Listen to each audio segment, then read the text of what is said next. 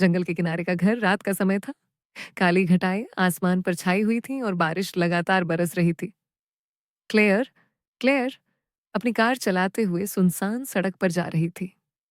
पेड़ों से घिरा यह रास्ता बेहद डरावना लग रहा था। केवल कार की हेडलाइट्स ही अंधेरे को चीर कर रास्ता दिखा रही थी। अचानक कार ने अजीब आवाज की। इंजन ने झटके दिए और कुछ ही सेकंड में बंद हो गया।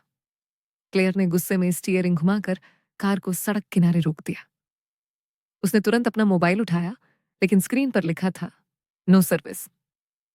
वो कुछ देर तक कार में बैठी रही, बारिश की आवाज सुनती रही।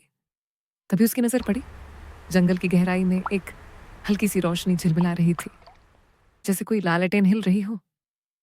दिल में डर था, लेकिन उसके पास और कोई विकल्प नहीं था। छाता उठाकर वह कार से बाहर निकली और रोशनी की दिशा में चल पड़ी। कीचड़ उसके जूतों में भरने लगा, शाखाएं उसके कपड़ों को खरोंचने लगी। कुछ देर बाद वह एक खुली जगह पहुंची। सामने एक पुराना घर खड़ा था, ऊंचा टेढ़ा मेढ़ा, जिसकी खिड़कियां हवा में जोर जोर से बज रही थीं। पर अजीब यह था कि खिड़कियों से हल्की रोशनी छन रही थी। क्लेयर का दिल तेजी से धड़कने लगा। घर भले ही उजड़ा हुआ लगे, लेकिन अंदर कोई जरूर था। उसने डरते डरते दरवाजे पर दस्तक दी। दरवाजा खुद ब खुद चरमराता हुआ खुल गया। भीतर अंधेरा था, पुरानी लकड़ी और सीलन की गंध हवा में तैर रही थी। उसने आवाज लगाई, कोई है यहाँ? कोई जवाब नहीं आया। बस दीवार पर लगे मोमबत्ती स्टैंड में लौ टिमटिमा रही थी। वह धीरे धीरे अंदर बढ़ी। फर्श उसके पैरों के नीचे चरमराने लगा। अचानक उसे लगा कि ऊपर वाली मंजिल से किसी के चलने की आवाज आई है, भारी कदमों की, जैसे कोई पुराना लकड़ी का फर्श दबा रहा हो। हेलो, उसने फिर आवाज दी, लेकिन जवाब में केवल सन्नाटा मिला। वह सीढ़ियां चढ़ने लगी। हर कदम उसके दिल की धड़कनों से मेल खा रहा था। ऊपर पहुंचकर उसने देखा कि लंबा अंधेरा गलियारा फैला हुआ था। दरवाजे बंद थे, लेकिन एक दरवाजा थोड़ा खुला हुआ था और वहीं से हल्की रोशनी आ रही थी। क्लेयर ने हिम्मत जुटाकर दरवाजा खोला। अंदर एक कमरा था। कमरे में पुराना लकड़ी का पलंग और धूल से ढकी अलमारी पड़ी थी। लेकिन सबसे भयानक चीज थी दीवार पर टंगे चित्र। विचित्र इंसानों के चेहरे थे, पर आंखें आंखें खाली गड्ढों जैसी, बिना पुतली के। हर चेहरा जैसे उसे घूर रहा हो। उसने कांपते हाथों से चित्र को छुआ। तभी मोमबत्ती की लौ तेजी से डगमगाई और उसके कानों में फुसफुसाहट गूंजी। तुम भी यहां फंस जाओगी। क्लेयर पीछे हट गई, लेकिन तभी दरवाजा अपने आप जोर से बंद हो गया। वह भागकर दरवाजा खोलने लगी, लेकिन ताला अपने आप लग चुका था। कमरे की हवा ठंडी होने लगी।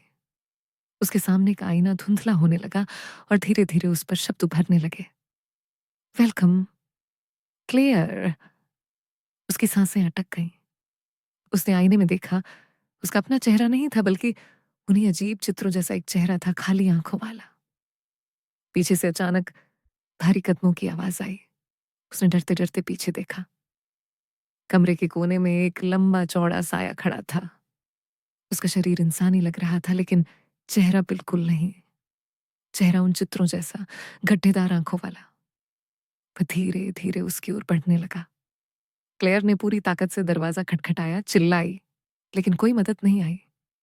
दीवारें जैसे और करीब आती जा रही थीं, कमरा छोटा होता जा रहा था। साया अब बिल्कुल उसके सामने था। उसने लंबा हाथ बढ़ाया और उसके चेहरे को छूने ही वाला था कि अचानक सब अंधेरा हो गया। सुबह हुई। सड़क पर एक राहगीर ने क्लेयर की कार देखी। कार खाली थी, मोबाइल सीट पर पड़ा था, लेकिन ड्राइवर का कोई नामो निशान नहीं था। लोगों ने खोजबीन की, पुलिस भी आई।